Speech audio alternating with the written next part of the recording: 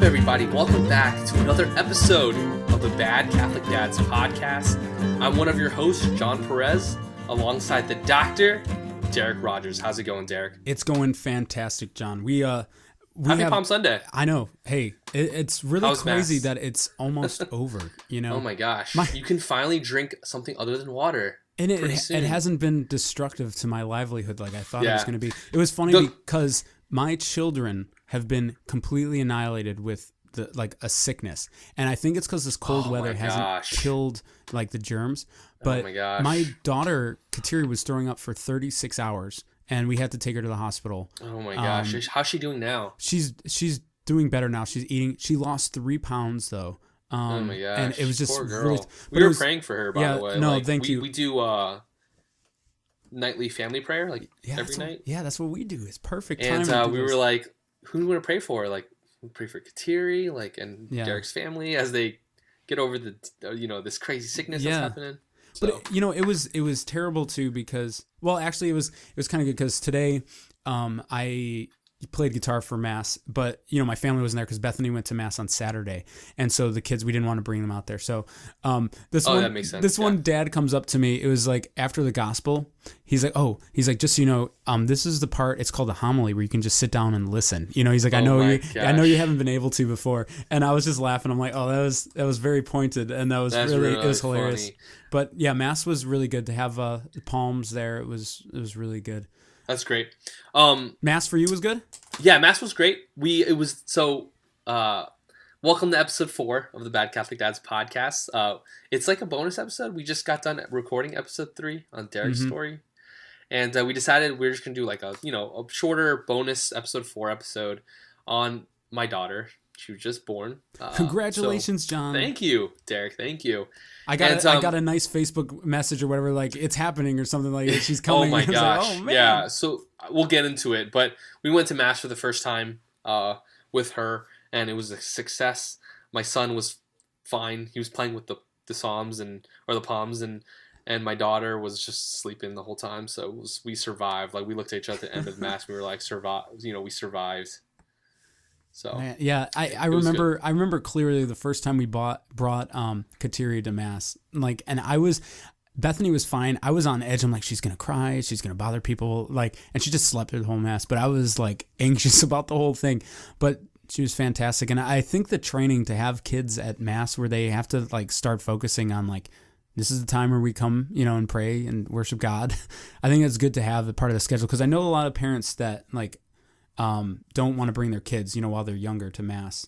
And I think it's good training for them to just start to realize, this is time where we go to Mass where we don't goof around and we try to focus. It's tough though. I mean, once they get older and they want to go around, it's oh my gosh, James is already kind of doing that. Yeah. No, I'm glad though that you had every Sunday should be Palm Sunday then to help you out. There you go. The coolest part, and we're so blessed that we go to this church. Where we go to the 11 a.m. Mass, also known as all the young families go to this Mass because they know we're all in it together. So the back of the narthex is full of crying babies, and even in the church today in church I swear there was a choir of crying babies, but everyone understands because it's kind of awesome because it's all young families at our church, and so we're looking for a house pretty soon. And we're like, man, we don't think we're going to be able to go to this church anymore because it's going to be an hour away. Oh, no. So we'll see. We'll see if we continue to go to this church. We'll try it out. Can I ask where you're looking?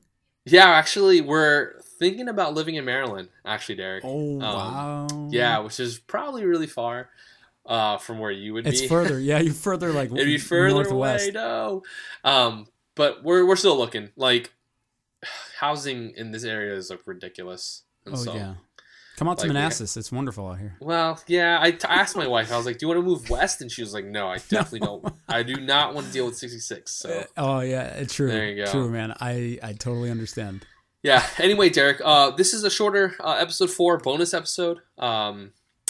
We've been giving our audience these epic long ones. What is this even topic? I guess the topic is my wife. My newborn. I don't know. Yeah. I don't know the story. I get the story of Lucia. I'll say that. The story of Lucia. Yeah.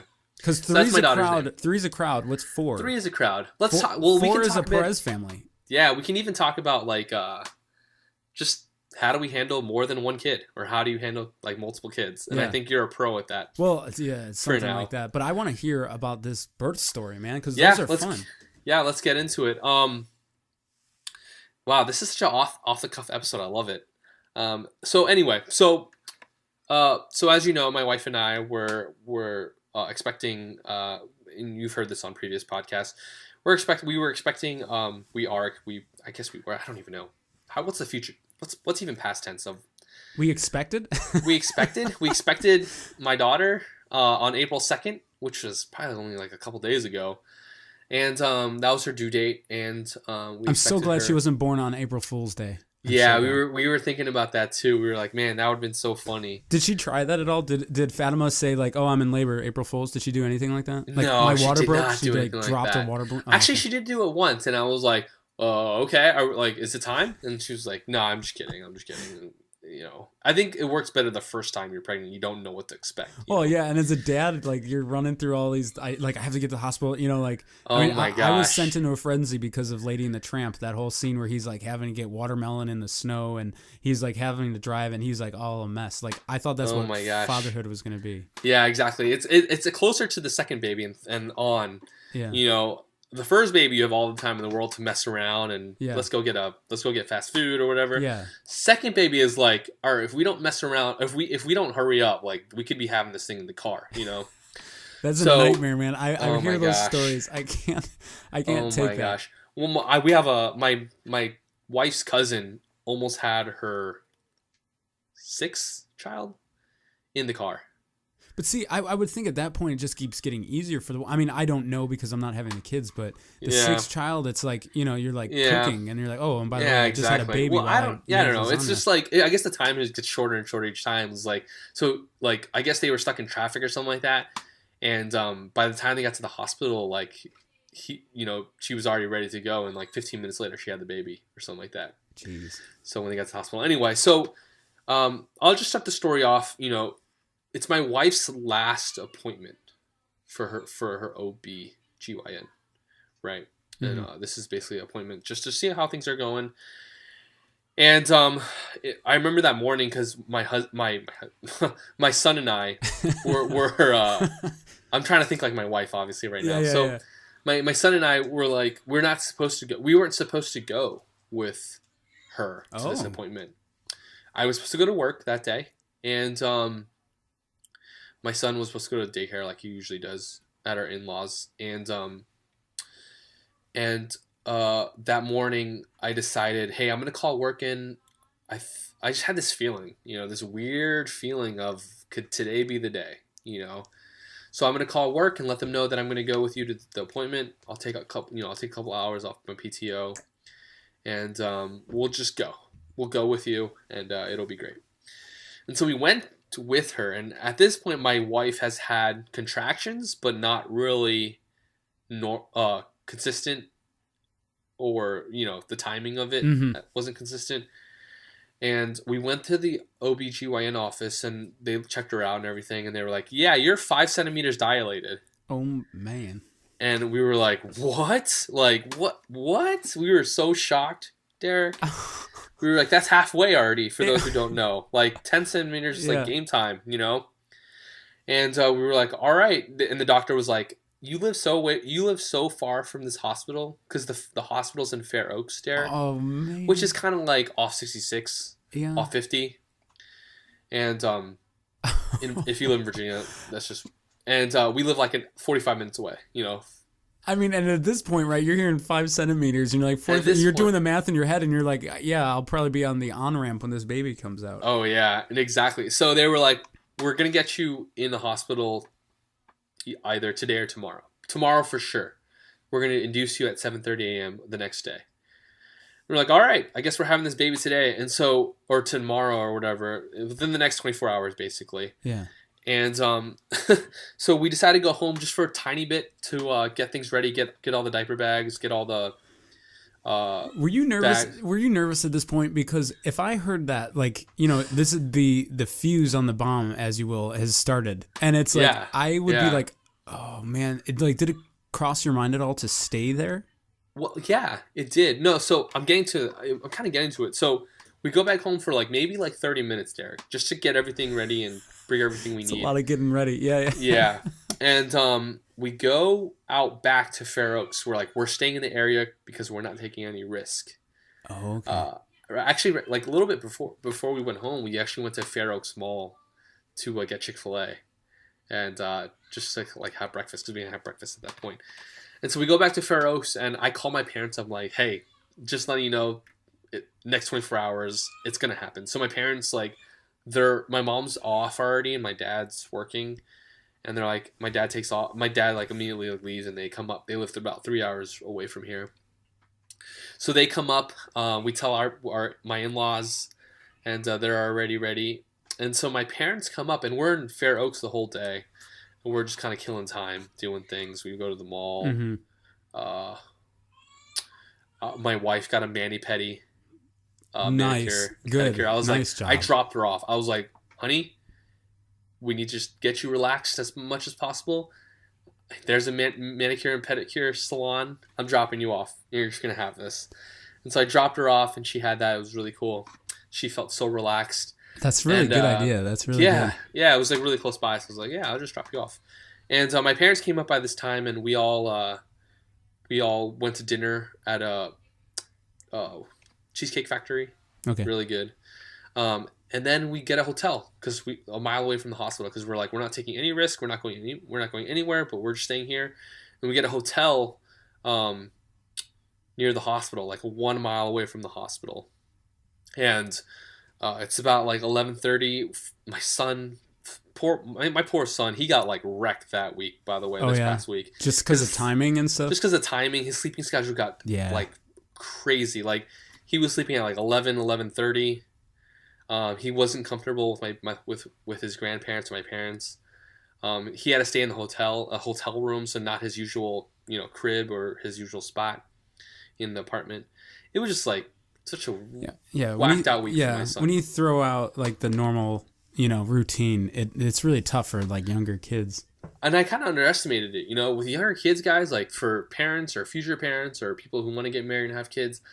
Like, having a schedule is so important, Absolutely. For, like, sleeping. At least sleeping. Or, like, having just a consistent, okay, we're brushing your teeth, we're going to read you a book, and it's time to go to bed. Even for the mentality of the parents, too. So you just, keep that schedule going, and it's helpful for mom and dad, too.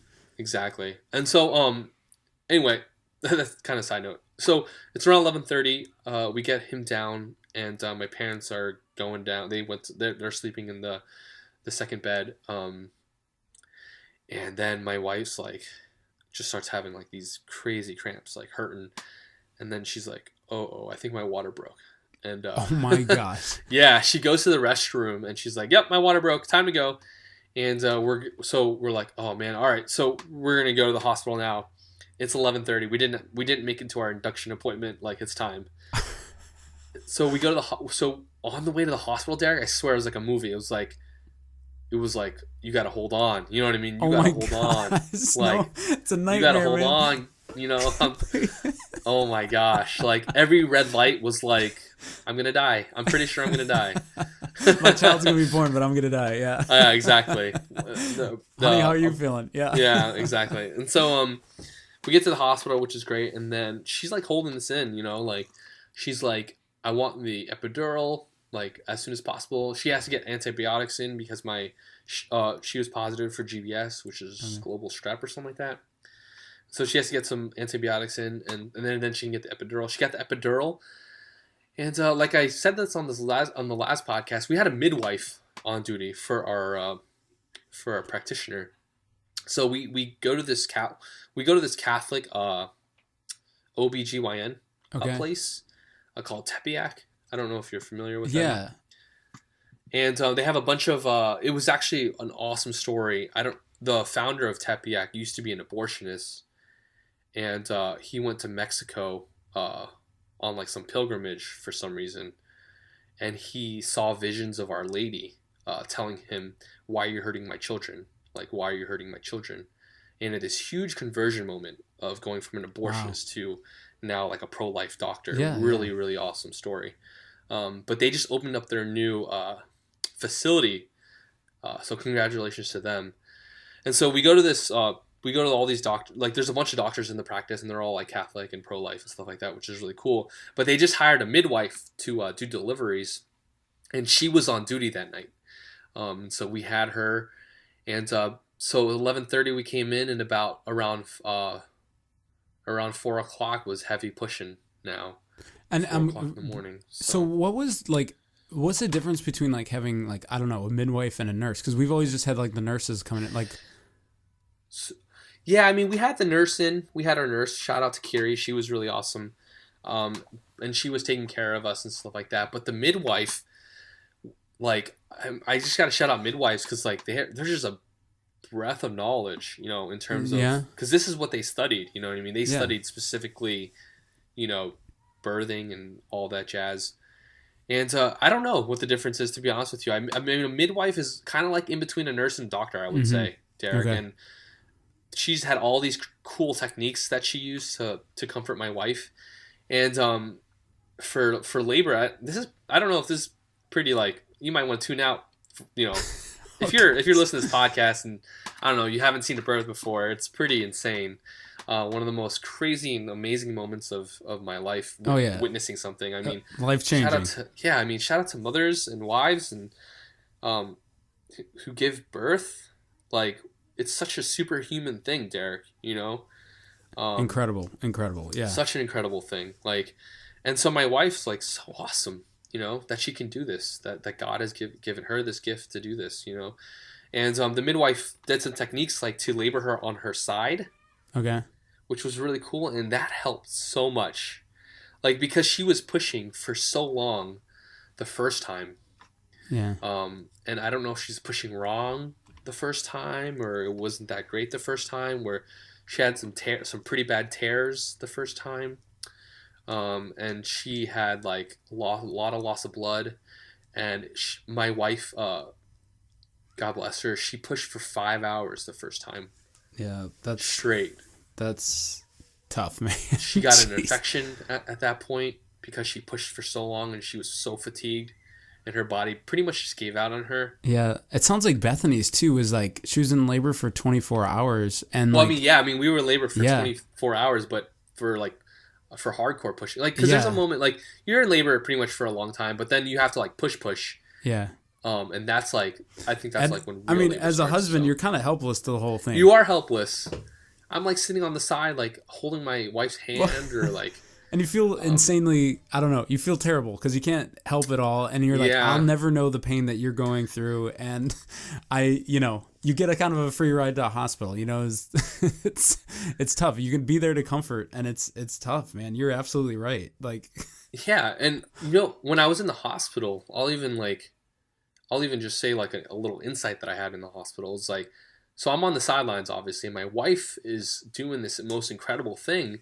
And it really puts into perspective the differences between men and women, you know, in terms of like, this is something that God has specifically given to women because, you know, they're much stronger than us, I would say. In a lot of ways, yeah. There's no, like, I have this other friend, David. Shout out to you, David. We had this conversation of like men and women and birthing. And we were like, there is no way on this planet that I could handle that. Like, no way, you know. Yeah. And so, you know, it was awesome to see that and to get that reflection of like, women are amazing and special gifts, you know, hug your mom. Anyway, so yeah, so real labor was like probably an hour.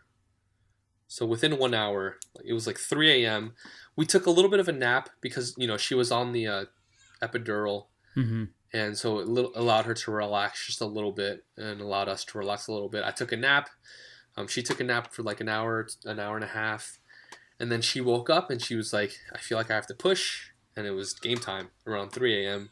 And about an hour later, so she's pushing. So the first time, she has like trouble pushing because like my wife has a small pelvic bones or whatever. And so it doesn't allow the head to get through. It would be like the head getting through and then coming back down. Head getting through and coming back down. It's so tough. My gosh. So the midwife was like, why don't you try laboring on your side? You know? And so we labored on her side and it worked wonders. It was like awesome. So I don't know if you listen to this, but try to labor on your side one. It is really cool. In your spare time, if you have time, Yeah, just try laboring on your side. Like suggest that. Don't suggest it to your wife. Like when she's in it, like before. Hey, like I heard this on an awesome, like a crazy podcast. Like this dad podcast who aren't women, but they say labor on your side. Anyway, so that worked, and then BCD it was is like birthing Catholic dads. Yeah. Oh my gosh, yeah. Oh. And so like within like 2 pushes or whatever, it was like, all right, this baby's ready, and like all the nurses came in, man. Like, and then all the instruments came out, and like the lights came on, the spotlight came on, and my daughter was born, and it was just this amazing moment to have this daughter. And when she came out, actually, Derek, she wasn't like crying like James was. Oh, okay. So I was like really, really freaked out. It was like the scariest moments of my life for like 3 seconds, because she was not crying. Because usually babies cry when, they're ticked off, man. They're like, I was happy. Yeah. Super happy. And so so she comes out and she's not crying, and then, they give her a little like spanking on the back, and she had all this ambient fluid inside of her, and she was coughing it all out and stuff like that. And dude, I don't know, like I thought it can get better than the first one, but having 2 kids, man, and having my first daughter, who is just like this awesome thing that exists now, like because like I come from a family of all boys, so we don't really know. Yeah, so this is uncharted. This is really uncharted territory here, and no, it's been awesome so far, Derek. So I saw that picture. It was a really beautiful picture of you. And so her name, Lucy. Her name is Lucia, after Blessed Lucia, who's actually Pope Francis announced a couple weeks ago that she's going to be canonized this year. Nice. On the 100th anniversary of Fatima. So my wife's name is Fatima. Oh, very cool combo. That's nice. And I don't know if you know the story of Our Lady of Fatima, Derek, but there were 3 children who basically had visions of Fatima and telling them about the rosary and to pray for the world and stuff like that. Anyway, one of the sisters, well, she's a sister when she grew up, but one of the children was Lucia.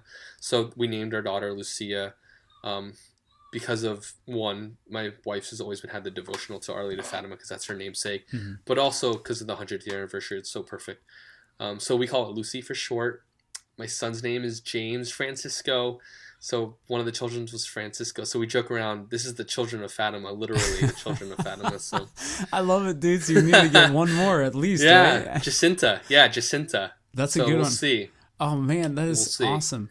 So that's pretty much it. Do you have any questions about the birth, Derek? No, or like anything that happened? Or? I just, as a second time, like your experience as a dad, how was it the second time? I mean, so I draw from you that it was quicker than the first time, correct? Oh, yeah. I don't even think I mentioned that. Yeah, it's so much quicker, Derek. Like the first time with James, we labored for 24 hours, a full day of laboring. And this baby, this time, from start to finish, it was like 5 hours, but it was like an hour of pushing. I mean, I've seen that trend, at least with our kids. Like each one has it gotten shorter each time, Derek? Or it's more relaxed because you just know what's going on. I can Bethany, what do you want? You want popsicle or ice or something like that, chips, and that kind of stuff. And it's like you kind of understand your spouse's just like what they're going through this time, and you can only help the best you can. And the trickiest part I think was with our third was like coming home with the kid, coming home with kids and just preparing them mentally, because it's different for them to have that new baby. Has James shown any like? Oh my gosh, yeah, funny story. Like so, the day after, or like the same day really, but it's 4:00 in the morning, so we wait until like after breakfast, around lunchtime. We bring him in, Derek, and like he's like looking at who's this human being, like who is this person with my parents, Because you guys gave him a heads up, like, right? I mean, yeah, right? Like babies in here and stuff like that. So young. Yeah. The difference between our children is 14 months, Derek. So that's really, really young, and he's still young, and he's still kind of a baby in his own way. And so he doesn't really fully understand it. Yeah. And so the first time he got kind of jealous, Derek. It's kind of funny. Yeah. He's like making like jealous noises, like and just like, but by now, like a week, she's a week old now, which is awesome. We survived a week. Wow. Yes. And he's like, he loves her like already. Like he'll like touch her and pat her and stuff like that. It's really awesome to see. That's good that he's getting used to her and stuff like that. How is the crying nighttime stuff? How's that all going? It's been pretty rough actually. Rougher on my wife than me because my wife has to feed the baby. Yeah, I mean, exactly. You're kind of free with that one because the nursing thing. Yeah, kind of free on that. Although my wife would disagree on like free on that one, but no, it's been normal. Like waking up every 3 hours, 4 hours. Yeah. In the middle of the night. I go back to work on Monday, so that'll be a hoot. Oh, so we'll see about man. that. And so no, it's been normal. I would say normal for a newborn just to wake up like every couple hours. But no, do you see any other than the obvious differences with boys and girls, like how anything different, or is it just a baby right now? Yeah, I mean it's a baby right now. It's a lot of, I don't know. Obviously with the differences with a girl and a boy, but no, it just seems like it's a baby. She's already like lifting her head, which is pretty crazy. I'm like, what are you doing? You're like so strong, but no, James better watch out. She's gonna beat him to walking. Yeah, we'll see. James, come on, let's walk already. But we're gonna have to start that James watch, the James walk watch. Yeah, we'll have to. And when Len is over, Derek, I was gonna talk about this. We need to start the Bad Catholic Dad's drinking tradition of like the show where we just like have a beer or have a cocktail or whatever. A nice cheers instead of the clap sync. We'll have a bottle clinking. Yeah, no, exactly. Well, I don't know. Anything else, Derek, before we kind of wrap up the episode? I did want to talk about I go from 1 to 2, and it feels like it's just one-on-one defense right now. Man and man. And you have 3 babies or 3 kids and 1 on the way, right, Derek?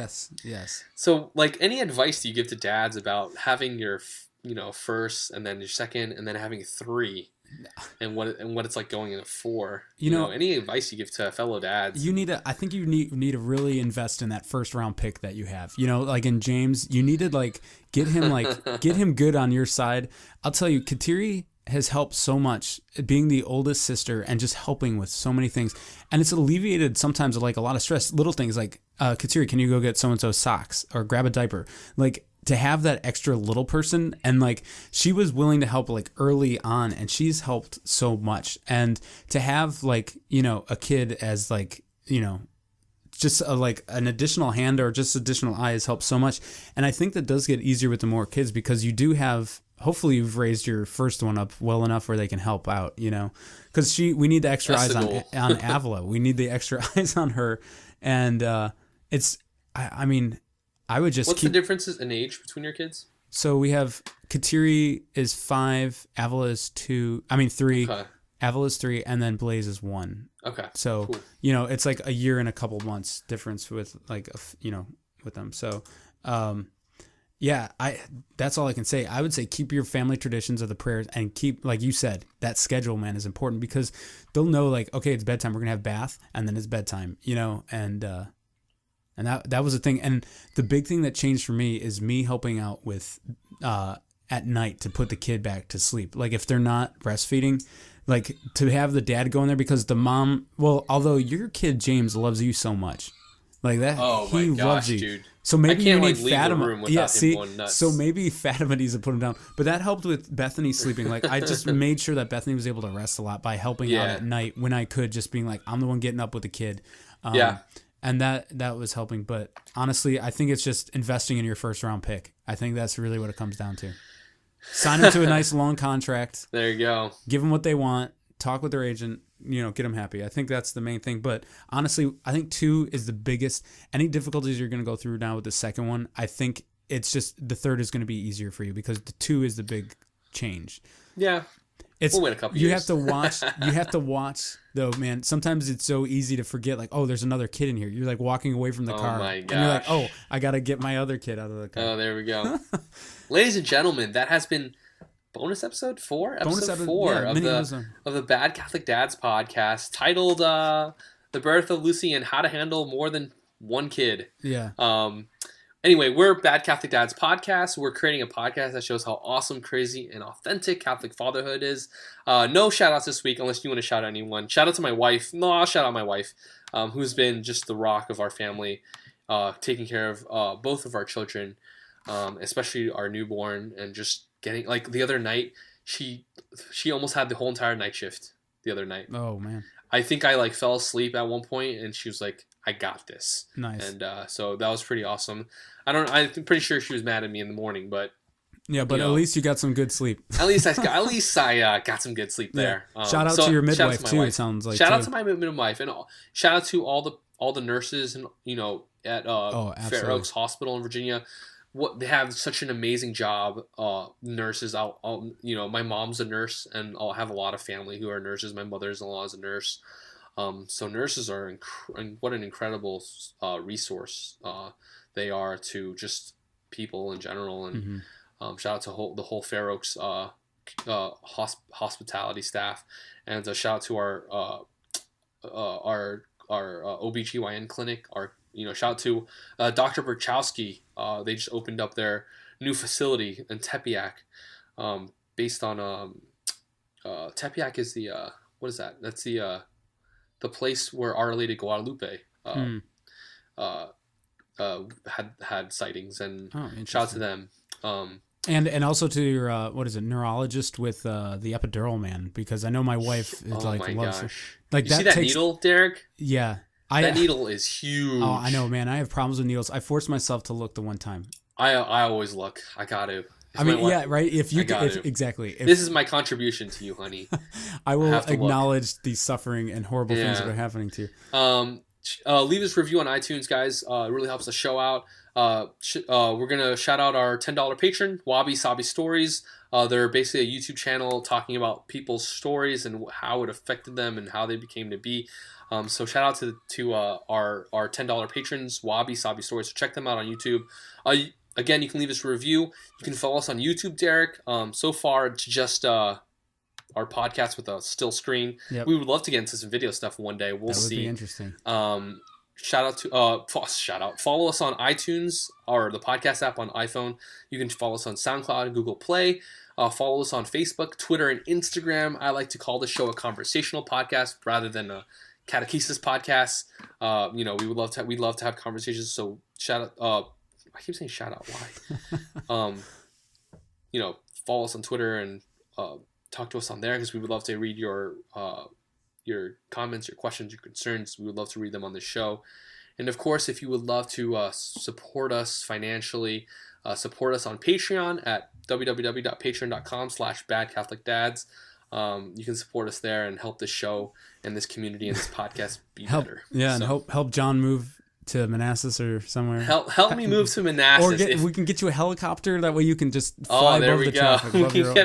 We need a helicopter, Derek. That would be one of the goals for Bad Catholic Dad's helicopter. I like it. There you go. Anything else, Derek, before we go? I think this episode is going to be around Easter time, so we'll definitely share our Easter stories. Congratulations to everyone that's made it through their Lent, and continue that great work. Yes. We'll have an Easter episode, I'm pretty sure. So yeah, absolutely. Pray for Derek and his wife as they await the arrival of their. I just hope we're as successful as John and Fatima with their kid. I hope it's a nice, smooth one like that.